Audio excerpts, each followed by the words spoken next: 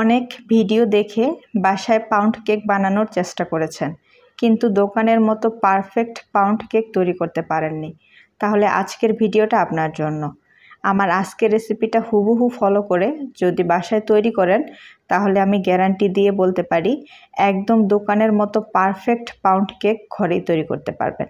আর হ্যাঁ, পুরো রেসিপিটা দেখে তারপরে তৈরি করবেন। অল্প একটু দেখে তারপর আপনি আপনার মন মতো তৈরি করবেন, সেটা কিন্তু হবে না। পুরো রেসিপিটা দেখে হুবহু ফলো করলে আমি গ্যারান্টি দিয়ে বলছি আপনারা একদম দোকানের মতো পারফেক্ট পাউন্ড কেক ঘরে তৈরি করতে পারবেন। তো এখানে আমি নর্মাল তাপমাত্রায় থাকা 2টি ডিম নিয়ে নিয়েছি আর দিয়ে দিচ্ছি হাফ কাপ পরিমাণে চিনি। তারপর একটা ইলেকট্রিক বিটার দিয়ে যতক্ষণ না চিনিটা গলে যায় ততক্ষণ বিট করে নিচ্ছি।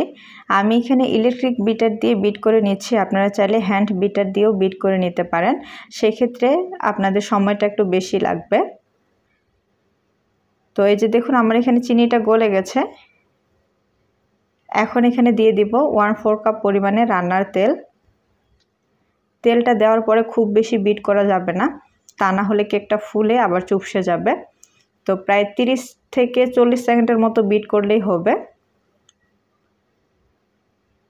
তো সব কিছু খুব ভালো করে মেশানো হয়ে গেলে তারপর আমরা এখানে দিয়ে দিব আটা। তো আমি এখানে আটা দিয়ে তৈরি করছি, আপনারা চাইলে এটা কিন্তু ময়দা দিয়েও তৈরি করতে পারবেন। তো একটা ছাঁকনিতে আমি 3/4 কাপ পরিমাণে আটা নিয়ে নিচ্ছি। 1/4 কাপ দিয়ে 3 বার নিলেই কিন্তু 3/4 কাপ হয়ে যাবে। 1 টেবিল চামচ কর্নফ্লাওয়ার, 2 টেবিল চামচ গুঁড়া দুধ আর 1 চা চামচ বেকিং পাউডার, 1/4 চা চামচ লবণ। এখন এই সবগুলো উপকরণ চেলে নিতে হবে। তারপর যে অবশিষ্ট অংশগুলো থাকবে সেগুলো আমরা ফেলে দিব। এখন একটা হ্যান্ড উইচ দিয়ে এই সবগুলো উপকরণ ভালো করে মিশিয়ে নিতে হবে। আর খুব বেশি কিন্তু তাড়াহুড়া করা যাবে না, দ্রুত মেশাতে গেলে ডিমের যে ফোম তৈরি হয়েছে সেটা কিন্তু নষ্ট হয়ে যাবে। তাই আলতো হাতে ধীরে ধীরে সবগুলো উপকরণ মিশিয়ে নিতে হবে।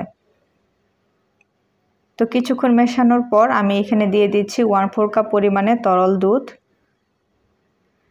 তারপর আবারও মিশিয়ে নিচ্ছি।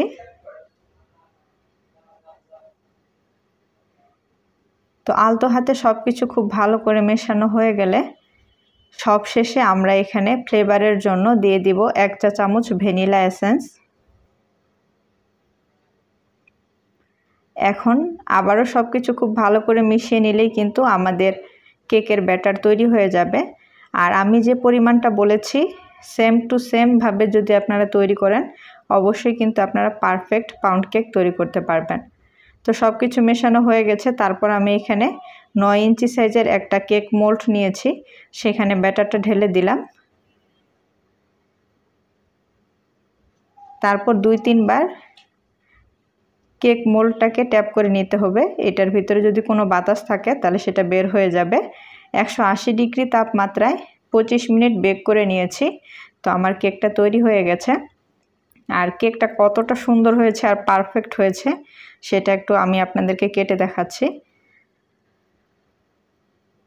তো দেখুন কালারটা দেখলেও কিন্তু বোঝা যায় যে এটা কতটা সুন্দর হয়েছে। তো আমি যে বাটার পেপারটা দিয়েছিলাম সেটা তুলে নিলাম, তারপর এখন একটু কেটে দেখাচ্ছি।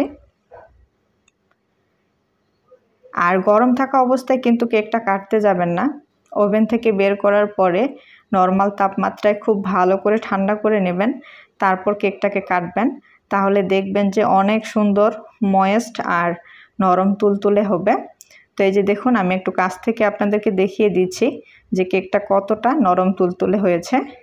বাসায় তৈরি করলে আমাকে কমেন্টে জানাতে ভুলবেন না যে আপনাদের কেকটা কেমন হলো। তো আশা করছি আমার আজকের সহজ রেসিপিটা ভালো লাগবে। ভালো লাগলে একটা লাইক করতেও ভুলবেন না।